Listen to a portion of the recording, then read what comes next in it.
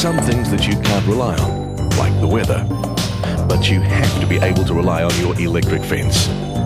If your electric fence is not working, your animals won't be effectively controlled. Effective animal control is about effective electric fencing. This Gallaher Power Fence System's simple step-by-step video guide is the easy solution. Before we start, let's review the three essential components of an electric fence. 1. Your energizer. 2. Your earth. And 3. Your fence. If your stock are escaping, or your electric fence is not performing to the Gallaher recommended 3000 volt minimum on the fence line, then the problem can usually be attributed to one or more of these 6 common causes. 1. Energizer not working. 2. Energizer not powerful enough. 3. Poor earthing. 4. Poor fence construction. 5. Vegetation growth or leakage. 6. A short on the fence line. So if your electric fence is not working properly, use this list as a simple fault-finding procedure. First, check that the energizer is working. Turn the energizer off at the power supply. Disconnect the fence and earth leads from the energizer. Turn the energizer back on. Use a Gallaher digital voltmeter to test the voltage between the energizer earth and fence terminals. If the digital voltmeter has no reading or reads less than 4,500 volts, there is a problem with the energizer. Take the energizer to your dealer for servicing. If the reading is greater than 4,500 volts, reconnect the fence and earth leads to the energizer and continue checking for the fault.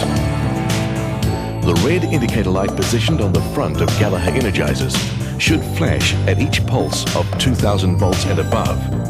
If it does not, then the energizer is indicating that the fence is not stock-proof. Check that your energizer is powerful enough for your fence. The Gallaher Power Fence Manual recommends distances for each energizer model. The maximum recommended distance is a guide in ideal conditions. Remember, topographic, climatic, and vegetation conditions will also affect your energizer's performance.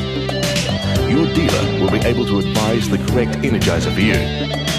For example, the output energy of an M400 is not sufficient for the maximum distances recommended for an M4000. Also, Gallaher has further developed technology to measure this output energy and other energizer characteristics with the Gallaher Fence Impulse Analyzer. If your energizer is powerful enough, then next, check the earth system. The earth system should be set up at least 10 meters or 33 feet from any 220-240 volt mains power earth, stock tank or feed trough. Where the wire from the energizer to the earth stakes is likely to come in contact with soil, metal stockyards, metal water pipes or conductive buildings, you should use lead-out cable, such as the Gallaher double-insulated lead-out cable, to avoid corrosion of the earth wire, to prevent stray voltage from electrifying buildings, and to avoid radio interference. For an effective earth in most conditions, follow this simple earth rule for areas with good moist soils. 1, 2, 3, 3. 1 continuous galvanized wire to join Gallaher earth pegs. 2 meters or 6.5 feet long galvanized earth pegs. Use only galvanized earth pegs as non-galvanized material rusts, reducing its effectiveness. 3 earth pegs minimum. And 3 meters or 10 feet minimum distance between earth pegs. Correct earthing is critical, so let's look at that again. In areas with highly conductive moist soil all year round, use 1 continuous galvanized wire. Use a 2 meter length of 25mm galvanized pipe or galvanized earth rod. Use a minimum of 3 pegs and place them 3 meters apart. Drive them into the ground and you should have an adequate earth system. Energizer earth systems should be tested at least once a year during the height of the dry period. An inadequate earth can also cause radio interference. Of course, the quickest way to test your earth is to touch the earth system. If you feel a shock, then your earth system is inadequate. However, if you prefer a less shocking method, then a digital voltmeter is essential.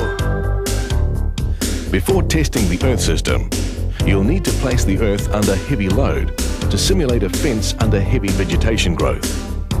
If the fence is clear of vegetation, you can load the fence by placing several steel stakes between the live fence wires and the ground, at least 100 meters, 330 feet from the energizer. Use enough stakes to lower the fence line voltage to less than 2000 volts.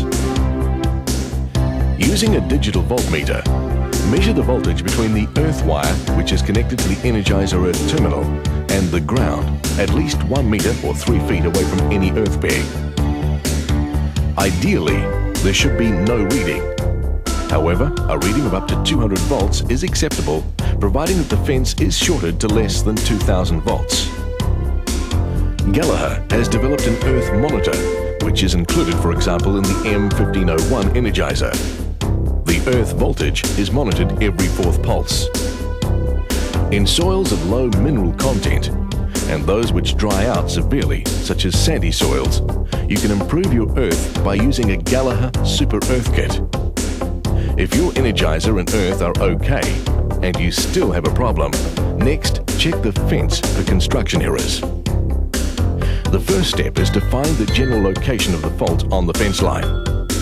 Remember that the voltage on your fence should be a minimum of 3000 volts to be stockproof. If you don't have cutout switches, use the digital voltmeter to test the voltage on the fence at 100 meter or 330 feet intervals. If the short is serious, the voltage will drop and will continue to fall until the fault is reached. Once you've passed the fault, the voltage will remain fairly constant or may increase, and you may have to backtrack to find the fault. If you do have cutout switches, proceed to the first cutout switch. Switch it to the off position and test the section of the fence that's still hot with your digital voltmeter. If the voltage increases, then the section of the fence that's been turned off does have a fault. If the voltage doesn't change, then the section of the fence that's been turned off does not have the major fault. Turn the switch back on and proceed to the next cutout switch. Repeat the test until you locate the fault. Once you have located the section of fence with the fault, then walk along the section of the fence.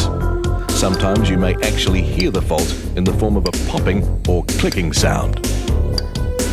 Check the following fence components to determine the actual cause of the fault. Check the lead out from the Energizer to the fence line. Gallagher recommends 2.5mm galvanized double insulated lead out cable. For longer lead outs, which require greater conductivity, use 2.5mm XL aluminium coated double insulated lead out cable. Using inadequate lead out is a common problem. Check for loose or corroded electrical joints. It is important to always use galvanized fencing products. Gallagher recommends galvanized joint clamps are used at every joint, especially on lead-outs or main feed-out fences. Joint clamps ensure a good connection. They also stop movement of the connecting wires and therefore prevent rust. A rusty connection is a poor conductor. Remember to connect all electrified wires in parallel at both ends of the fence line. Check that the tension wire has been correctly joined. People often use a double loop to tie wire instead of the reliable figure 8 or reef knot. The figure 8 or reef knot has more contact area between wires and avoids radio interference because of the good connection. This is how an effective connection is made. Gallagher recommends 2.5mm high tensile galvanized wire for fence construction. Check for faults under gateways.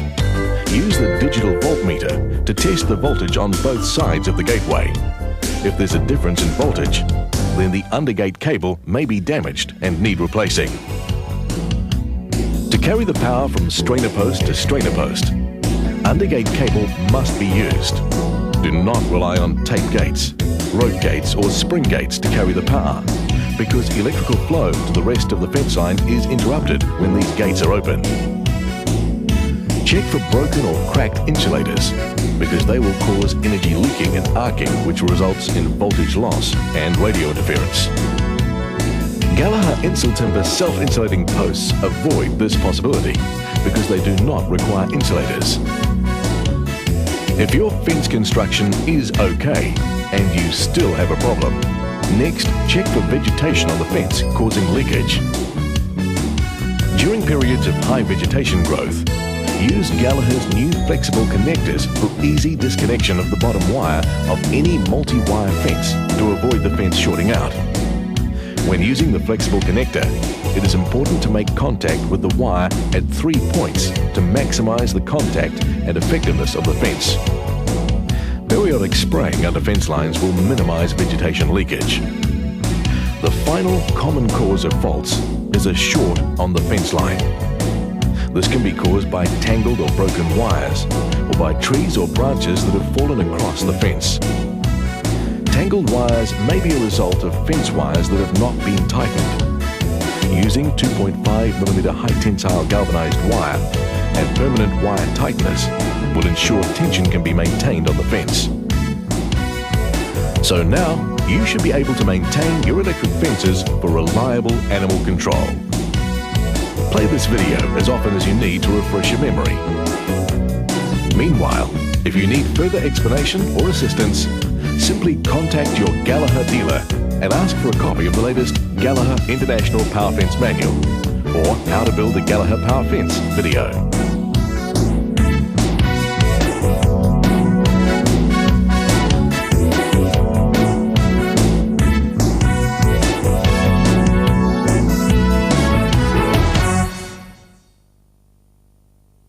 Earth Wire Return System. The earth wire return system overcomes the problem of dry, non-conductive soils, frozen ground or snow conditions. These conditions do not allow sufficient current to flow back to the energizer or to make contact with animal feet. The fence should have both live and earth wires. By touching both live and earth wires on the fence, the animal receives the full shock. The earth wires should also be connected to a number of earth pegs, approximately every kilometre, half a mile, and back to the Energizer earth system. An earth wire return system should only be used where essential, as it can require more maintenance than an all-live system. How to test an earth wire return system? You should be as close to the end of the fence as possible. First, you need to find an independent earth, or install one, at least 0.3 metre or 1 foot into damp soil. Use a Gallaher digital voltmeter to measure the voltages between the live and the earth wires, and then between the live wire and the independent earth. The voltage between the live wire and the independent earth should not be more than 200 volts greater than the voltage between the live and the earth return wire. If it is, then check the earth return wire for loose connections. Or install more earth stakes along the fence line and join them to the earth wire, which is connected back to the Energizer earth system. Check the earth system and the earth return wires as well as the live ones. On a properly installed electric fence system, you should not receive shocks from anywhere except the fence line. If you receive shocks from the gates, check the insulators first. Then earth the wires behind the insulators and improve the earthing. These shocks can be from broken insulators or from induced electrical effects on unearthed wires or metal objects.